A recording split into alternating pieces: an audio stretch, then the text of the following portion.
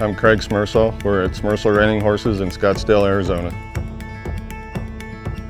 Our goal is to make show horses so we can compete at the Futurity and the Derbies and the Run for the Million. We ride for the public. We take horses from just about anybody that wants to send one, and we also sell to whoever really wants to buy one.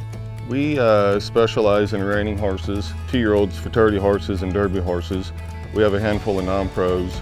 I think we ride probably 70-ish a day. I got probably 7 or 8 riders right now. It's all day, every day.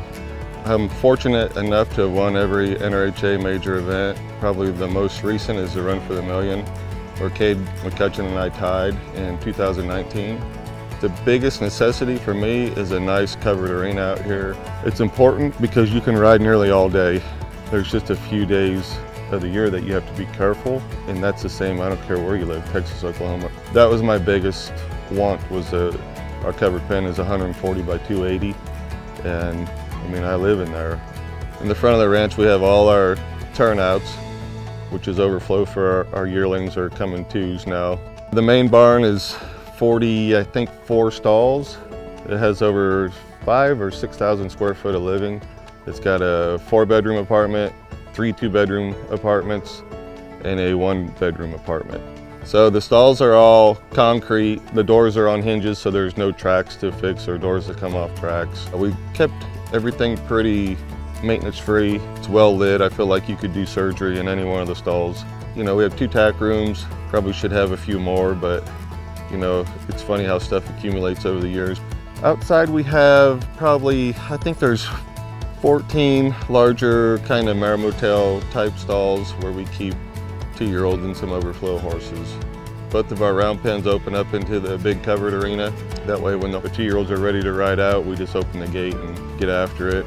We have a equicizer or the panel walker, and that gets used a lot for warm up or cool downs. And then of course the covered pen is 140 by 280.